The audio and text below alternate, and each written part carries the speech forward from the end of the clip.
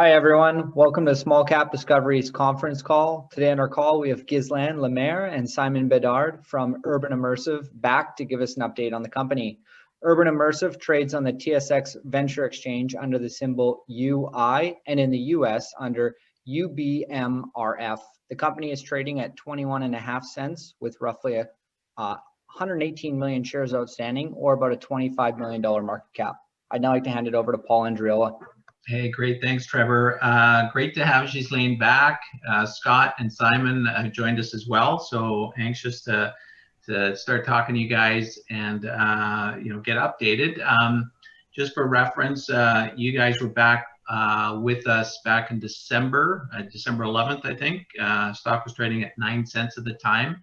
You guys have, share price has done fairly well since then. It's up about 150%, trading around 22, 23 cents. So obviously something's happened since we last spoke, and we're anxious to get an update here. But Ghislain, I understand, what we should do here is maybe just give everybody a brief idea of what Urbanimmersive does, and then we can jump on to some updates and some questions. Yeah, thank you, Paul, and thank you for having us for this update. And yeah, I will suggest that maybe in 30 seconds, a minute, I recognize a lot of names here, so I think that so many people are following Urbanimmersive for a while now. So I'll just suggest that, I'm going through just a couple of slides super quickly just to remind what we do. So can I share my screen, Paul? Because that would be neat. Absolutely. And, Trevor, if you can make sure you can. There we go. Just like this. Yeah, so quick deck. So basically what we do is we create 3D tours. Basically, this is what our names stand for: Urbanimmersive, immersive experience. We create truly immersive experience compared to 360 kind of virtual tour where, like Street View, you jump from one panoramic to the other. Our 3D tours are made from real 3D data. And what really compare us to what we can find on the market right now is that the fact we're creating those 3D tours only using visual content technologies. So we're not using laser, we're not using infrared technologies, all kind of sensors that are costly and comes with some of the, what we can say, operational limitations on site. So this advantage gave us, some sort of a 3D tours that is highly cost effective, truly fast to shoot, and scaled to life as well. What really differentiates us right now, and this is what we kind of announced the last time we spoke, Paul, is that we were launching UI Meet 3D, which is unique. UI Meet 3D is a technology that enables people to interact each other as avatars, like you will do in a video game. So we're launching it just a couple of weeks ago, and the ramp up is just amazing. And we're going to provide a little bit more information about that in the update to come. If I can just add up on the 3D tours, we do have some flavors that we add on it, like the floor plan. So we're selling floor plans. Floor plans is basically a white and black blueprint of the architectural plan of the house. We can also texture the floor plans. We're providing tools to modify those floor plans. Floor plans, by the way, are highly demanded by real estate agents to showcase, the house and for sales. Like I said, we're scaled to life, so you can take measurements within the tours. Measurements are super precise as you will do with 3D tours that are done with infrared technologies. And of course, it comes with some hotspot where you can document the environment. So one of the things also that I think we should mention is that we have an app. The app captures the visual content. We just announced today that we have launched the version 2 of our app, which is just awesome because we took our visual content algorithm that create the virtual tour and we put it within the app. So basically, the photographers today can shoot a house and see the tour itself being built.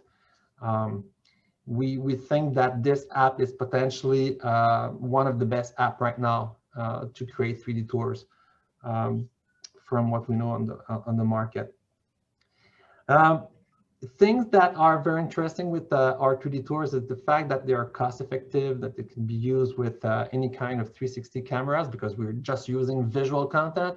We can apply our 3D tours to many other markets, such as commercial, real estate commercial, large environments, industrial. For us, when we say industrial market, is market like asset management, off-site remote inspections, crime scene investigations, retails. So there are different segments of our market that we're tapping into right now, and that we're kind of having some great progress. So basically, this is a like a 30-second a minute. Did I take 2 minutes? Maybe, but it's roughly what Urbanimmersive is as today. And before going to the update since the last time we met a couple of weeks ago, maybe Simon will want to start with the biggest change to Urbanimmersive regarding the financial aspect of it. Yeah, well, we've been working hard in the last year to basically to work on our balance sheet to get rid of our convertible debenture. Remember, we had 4.5 million of convertible debenture that were used back in 2018 to finance our Tourbus acquisition. There was part of it, or 1.5 million, that was converted back in November, and then we agreed with the main debt holders recently to convert theirs, and also a few days later we were able to force that conversion. We had some in our indenture some rules to where we could basically force that conversion. So it's a friendly conversion because most of the debt holders are here to stay. We had some institutional investors in that debenture. So basically today or yesterday we got rid of everything. So we don't have any more debenture on our balance sheet, which means basically that we can save pretty much 500,000 of interest per year. So that's a big that's a big change. So on our Q2 result at the end of March, you won't see any more of that debenture. So today, you were mentioning initially on the call, we were at 117 million shares. We're close to 130 now, and we have another 10 million of warrants and options. Fully diluted, we're at 140. But the good thing is no more debenture on the balance sheet. That's fantastic. That was going to be one of my questions. So yeah, good to see balance sheet cleaned up. You're going to have an impact, like you said, of roughly $500,000 in interest payments. So that looks fantastic. Why don't we go back to some of the other non-financial updates right now? I understand you guys did step away from just real estate, and you made an announcement that you've done a deal with police department of all things. Maybe describe what that entails and any details you can give us. Yeah, this is a major deal for Urbanimmersive because we've signed with oh my God, I was about to say the name. So they want to keep it secret because it's so sensitive, but basically it's potentially one of the third of the fifth largest police department in North America. It's a big deal for us because they have some sort of moral authority on the entire country they are covering, and they would like to see other police departments under different states, jumping into their technology to really build a portfolio of all the buildings they would like to have off-site inspection, off-site remote training. So basically, they're going to use the technology. So they acquire the hardware. So that kind of 360 camera with a tripod with the case, we're selling the case to them. So this is what we call a workstation. They acquire the license, which is a yearly license. It works per user, and they're going to increase the number of users as we move forward and train more and more police investigator within the organization. And like I said, we have a lot of room for growth within this organization, but they already starting to promote our technology to other police force departments, and we expect pretty soon to have other announcements coming from this deal. What we have to keep in mind is that when we address the security market, we call it the security market, basically the police force department. It could be things like, for us, the off-site inspection is the most obvious application of our technology, because they're going to scan large environments super fast. Let's think about the, I don't want, it's not the case, but think about the White House, for example. They're going to scan it, and they want to make sure that it's not going on the web. It's not going on the cloud, because everything can be hacked. So one of the reasons why they took Urbanimmersive is the fact that we have a complete set of solutions that work totally offline, from the camera, our algorithm, and the license to run it internally. So this deal is mostly for off-site inspections of large, very large environments, and of course, some other sensitive, highly secured environment. What we do expect coming forward, it's also some progress on the crime scene investigation. This is another place where our technology can apply seamlessly, because again, it works offline. Nobody wants to see a crime scene going on the cloud and get hacked. It's super simple to be to use. With the app today, every police, every investigator can use our technology practically without any training, actually, or with a 1-minute training. So we expect to announce some pretty interesting deal going forward. So it's the first deal, but certainly not the one, the only one. And we didn't announce it, but it's not just about police. It's also about fire departments. They have to train their people in large environments as well. Think about a skyscraper. I mean, if there's a fire in it, they want to make sure that their fighter can definitely know where to go, which door to open, stuff like that. So we just signed, we didn't announce it, it's not a big deal, but it's just, as you can see, the beginning of something. We signed the Frederick City, correct me if I'm wrong, Simon, but we signed the first city in New Brunswick. Am I right? Yeah. So they got, so an entire city just bought our technology, so they're gonna scan all their buildings to make sure that the police department can be trained remotely within those buildings. So we're talking about schools, we're talking about skyscraper and stuff like that. And we think that when we talk about the security itself, we think the fire departments can also be huge in terms of opportunity for us. So we're super happy because we're kind of getting to the big door with that first deal.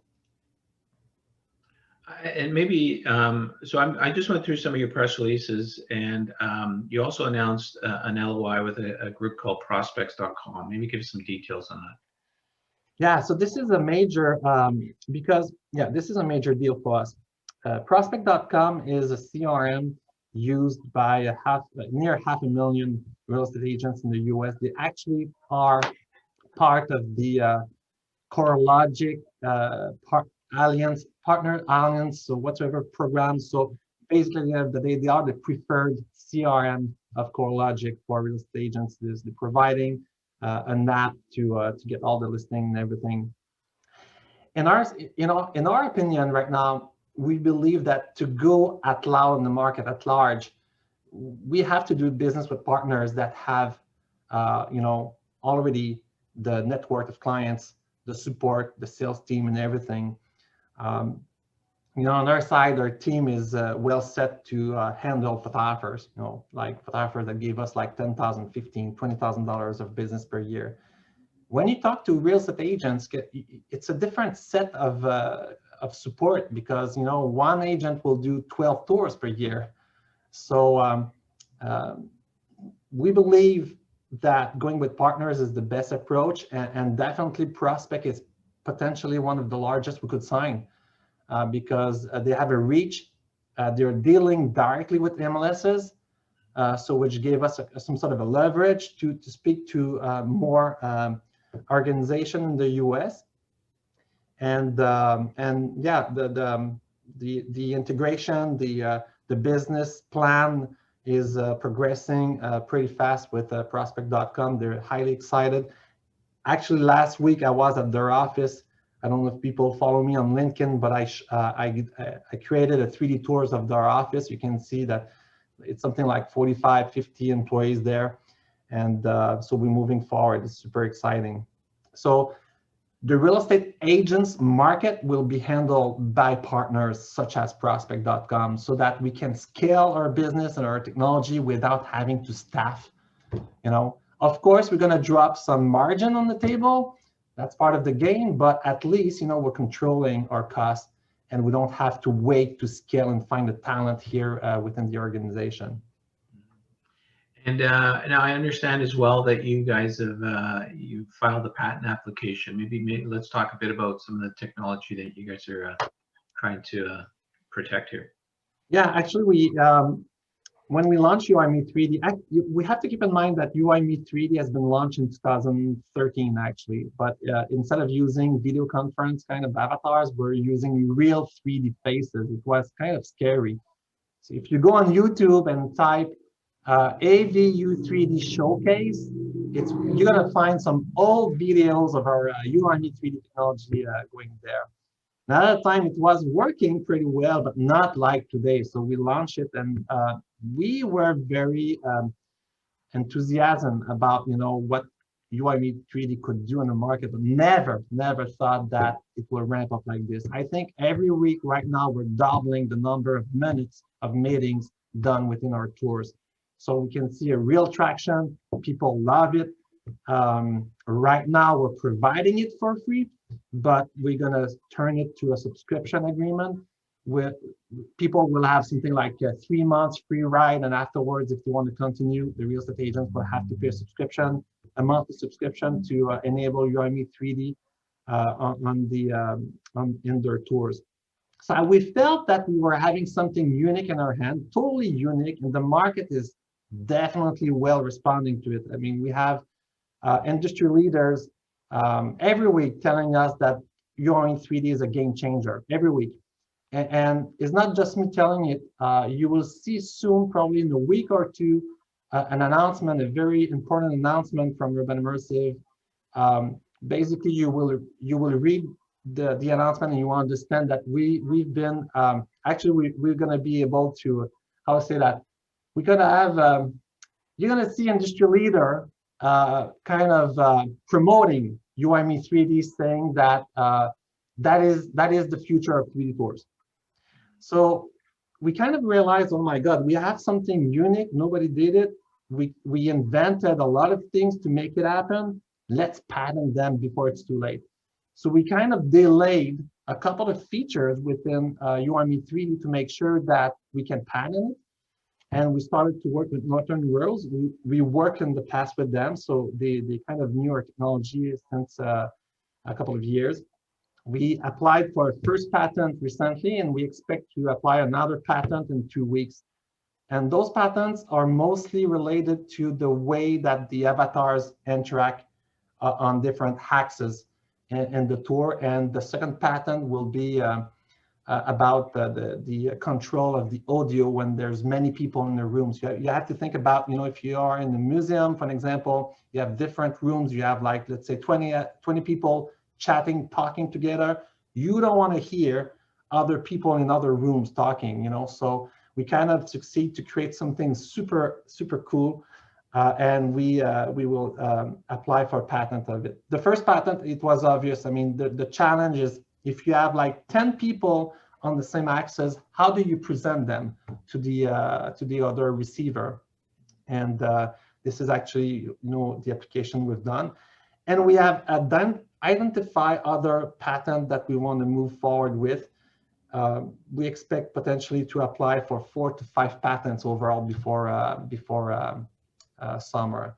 And it is a way, I mean, are we strong believer in patent? I mean, of course, every patent can be, challenged and everything, but the thing is that it gives us some munitions.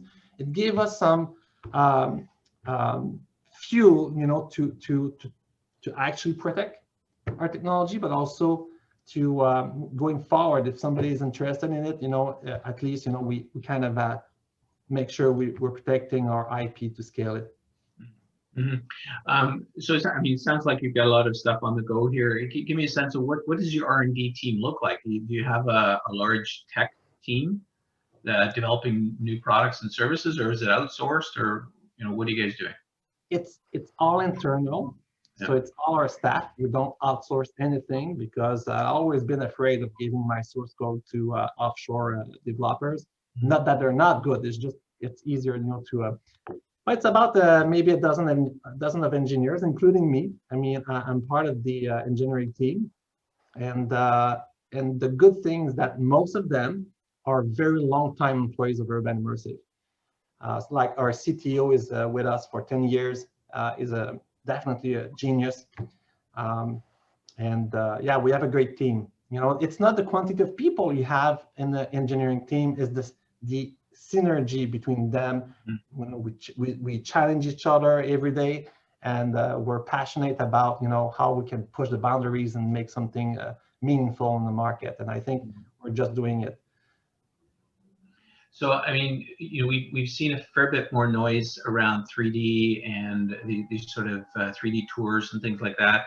Another big event that's, I guess, hasn't quite happened yet, I understand, but Matterport going public through, I believe it's going through a SPAC. What does that do for you guys? Does it, I mean, obviously it highlights the industry a lot more, but where do you see yourselves fitting in with that whole event and what they're doing in the market? Well, this is, first of all, I think it's one of the reasons why our stock jumped. Just after, of course, when we presented the business for the first time with you guys, we saw some sort of a ramp on the stock. But Matterport definitely make our stock change.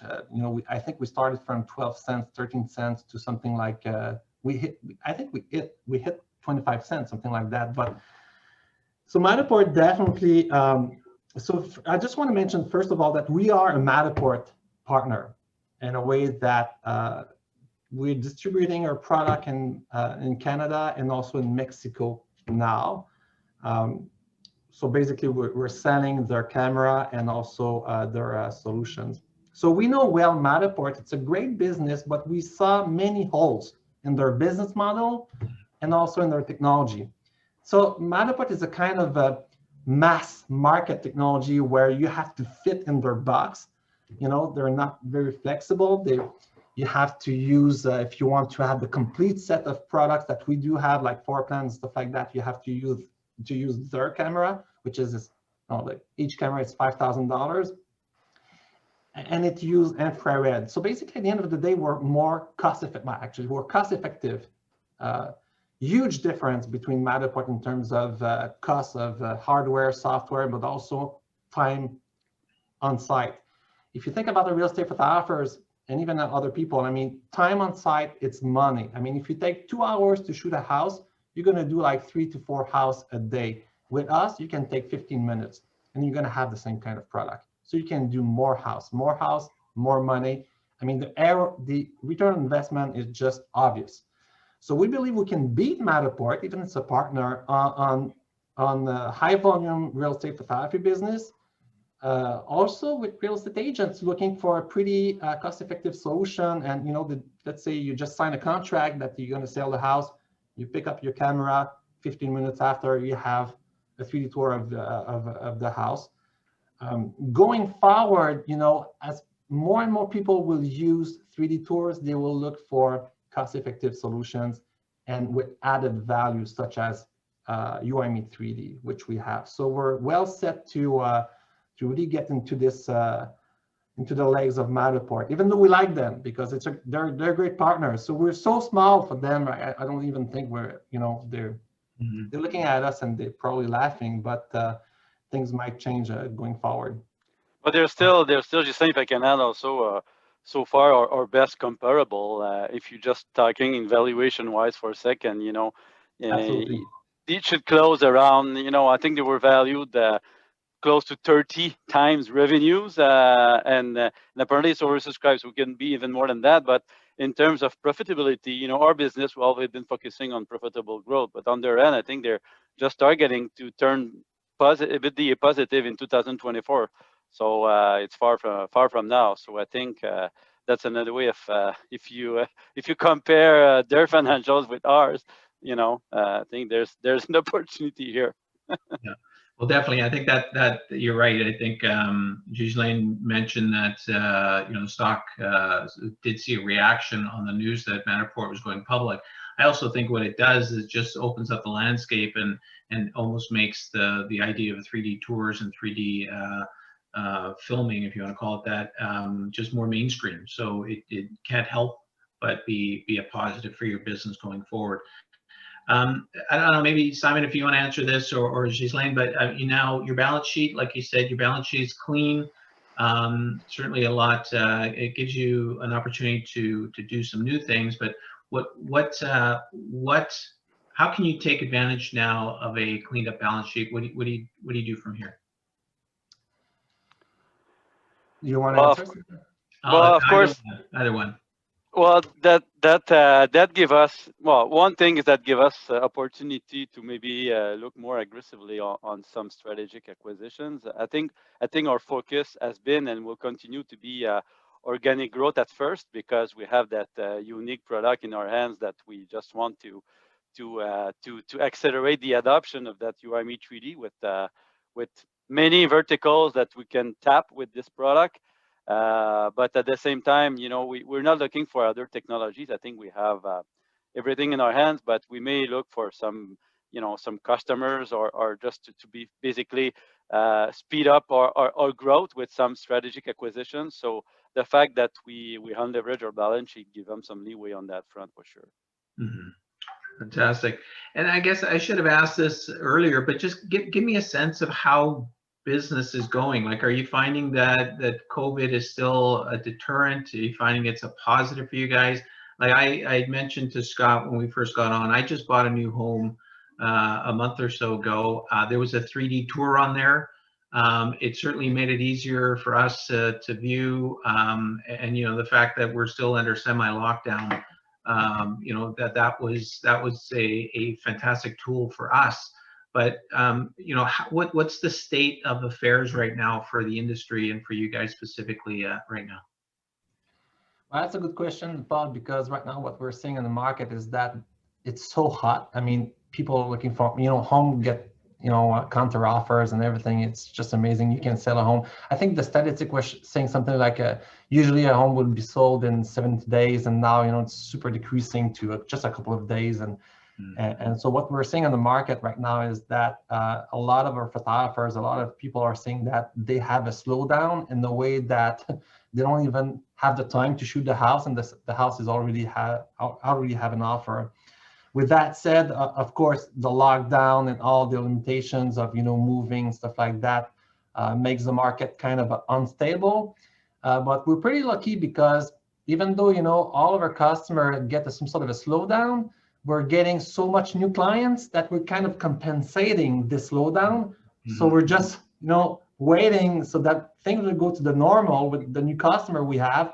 We should have some sort of a boost there that will happen just organically. So we kind of, we feel we're lucky because we can attract new clients with our technology. Mm-hmm.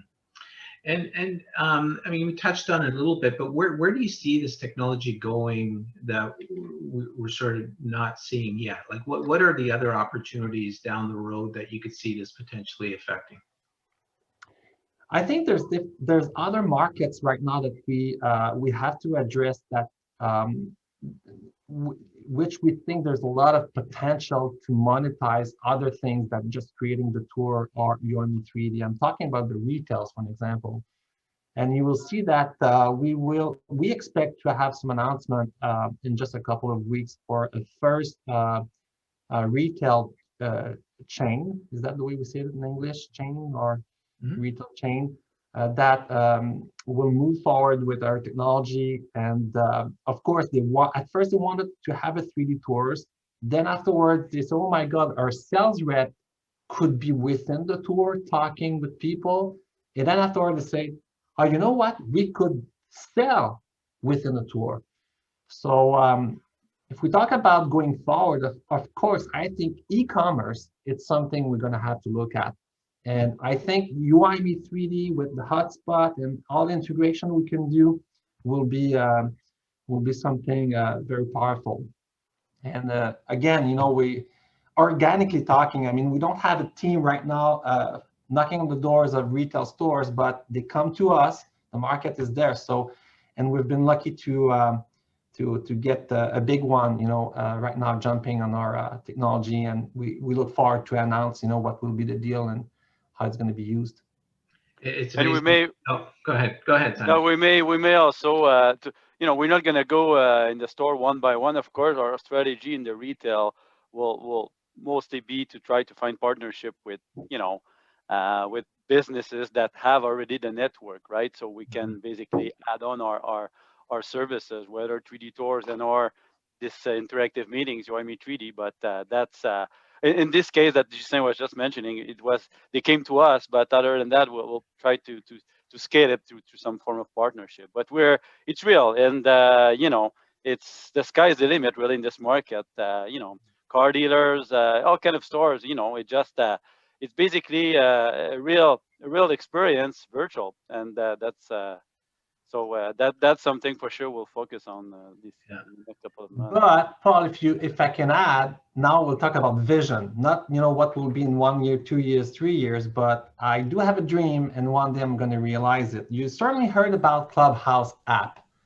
and I was kind of frustrated because they took my name. I wanted to call it Clubhouse too, but you know, I mean, going forward, I think UI-3D could become a social platform where people can meet together, visit a place together, where people can leave souvenirs there in the tours. Like, you know, I was there and put on the wall with a community, you know, if you visit something, all my friends visit that too. So I truly believe, and this is what I want to achieve, and the organic, the natural evolution of UI-3D will become a social kind of things. Definitely. Yeah, it's interesting. Coincidentally, you talked about retail earlier. I actually met with a company today, and they're starting to build out technology that basically senses what people are doing inside stores.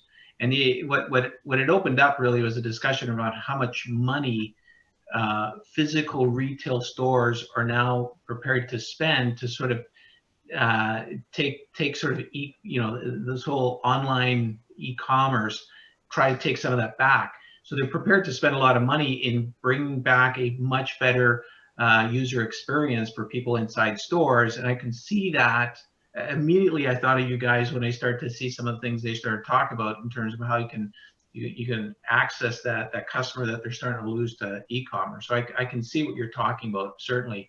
And then you know, the other piece you just mentioned as well. We're seeing evidence of the Clubhouse or the virtual, the social virtual, whatever you want to call it. Yeah, and they're trying to find pieces to make it feel as real as possible. Of course, 3D tours and the ability to avatars and things like that.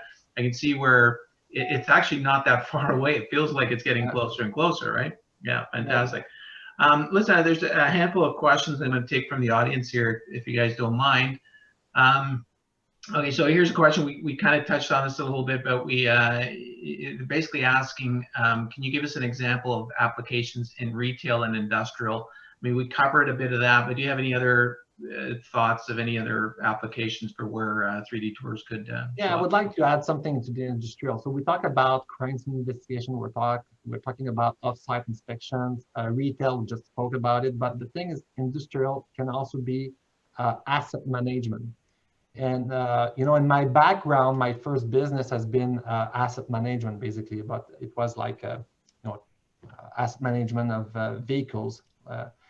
But I truly believe right now there's a demand for having some sort of 3D environments where, you know, you can tag your asset in it and track them, you know, their life, their guarantees and stuff like that. So this is something also that we've been approached by some of companies who are looking to some sort of a visual representation of all the data they have on their large buildings. So we expect to have some progression to announce soon in that regard. asset management. Interesting. Okay, so the next question is, what would the UI Meet 3D patent cover for you? And could Zoom do the same using their platform? No, actually, you know, we're on Zoom right now, but you know, that's a good example. Let's talk about it. We're 30 people right now on Zoom. Can you imagine you have 30 people within a store, and all the avatars will be presented like Zoom, so you don't see the store anymore because they it's a mosaic. You know, you take all my screen.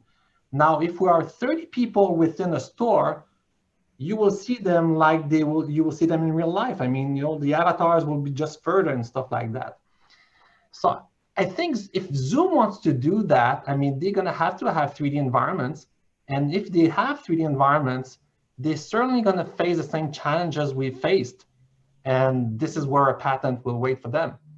You know, we've been the first to do that. So then, I mean, just simple things. But patent are always simple things to patent. I mean, you just need to find a solution to complex thing. But just think about how you place 30 people on one axis in 3D.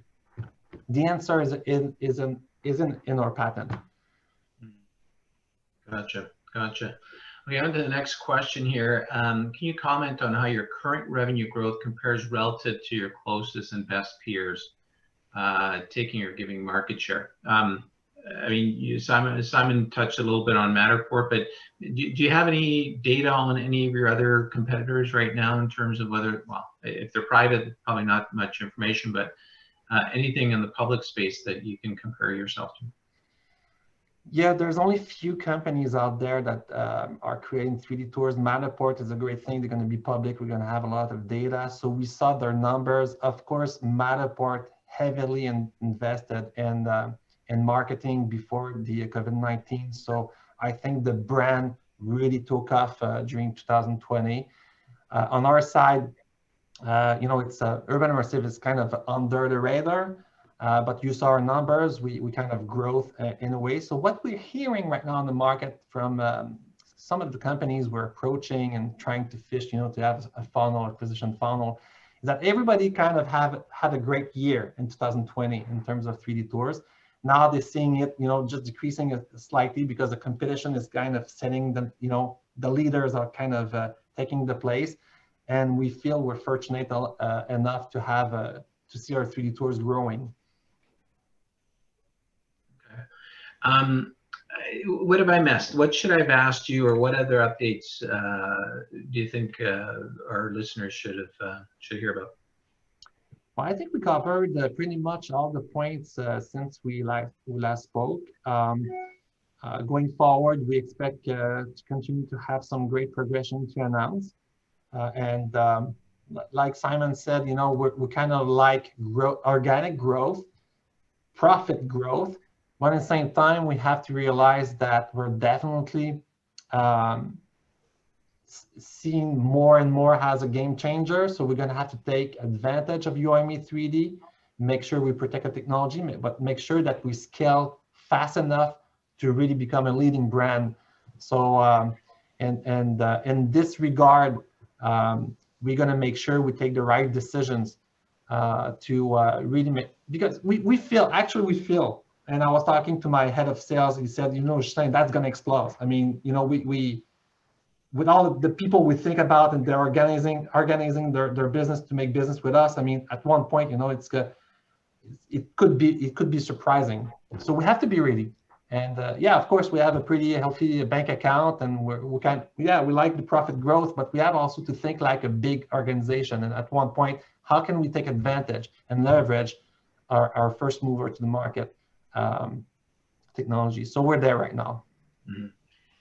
You've made a lot of progress since we last spoke, but where do you think you still need to progress, and you know, what keeps you up at night? Oh my, that's a good question. There's so many things that keep me up at night. Yeah, I hate to say that, but I'm mostly a product-oriented CEO. The fact that I'm also part of the engineering team.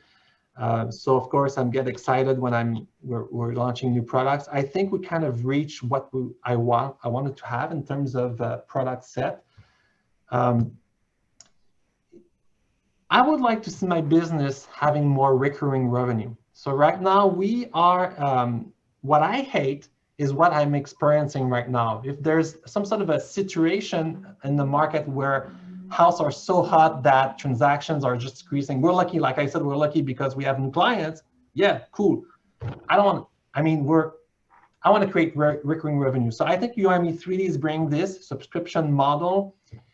But also, I mean, I think the security market is one of the most interesting market for us. They have deep pocket, they're solid, and if we create a great revenue stream with them, we're gonna have those recurring revenue for years, solid and everything. So right now, we don't have any recurring revenue except the new deals we've signed. We're all transactional. That keep me up at night. I hate the situation. It's great because it's a predictable business. I mean, like Simon said, I mean, we know every year March will be good, April will be good. You know, we have some curves, but I would like to see going forward, as soon as possible, at least 30% of our revenue coming from subscription. And my goal is 50% in the next 3 years, which will change the business, you know, with the same technology, basically. Mm-hmm. Just yeah. Gotcha.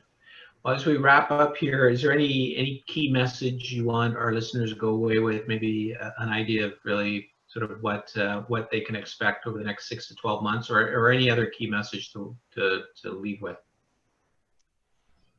Well, you know, at the size of the Urbanimmersive as an investor, I know you said we kind of continue to buying stock, Simon and I. I think it's a long-term bet that could profit in short term in a way that, you know, we're not making $50 million, $100 million per year of revenue yet. So we have a lot of room for growth. We believe our stock, the business right now, the valuation can be, you know, it's discounted, can grow again. I think it's a great investment in a way that we're profitable. We have a great technology. We're signing great partners. We have industry leaders endorsing our product. You will see in a couple of weeks, maybe just next week, you know, potentially something that will really surprise you. But the thing is the fact we're still small. So, man, it's how many businesses out there are doing like $5-6 million a year, profitable, great technology, 10 years of experience with great partners. There's only a few of them. So I will place my money in this business big time. This is why I'm still buying some stock every time I got the chance to do. Fantastic. We love to hear updates like this where you've seen a significant amount of milestones being met, and congratulations on quite a bit of stuff. I mean, especially cleaning up the balance sheet and getting you guys to where you are now. Certainly, we're looking forward to an update in not too distant future, and if you guys are up another 150% by the next time we chat, I think everybody will be pretty happy. Ghislain, Scott, Simon, I want to thank you for joining us today, and look forward to catching up with you guys in the near future. Thank you so much, Paul. Thank you so much, everyone, for listening to my super accent. Thank you, Paul. Thank you.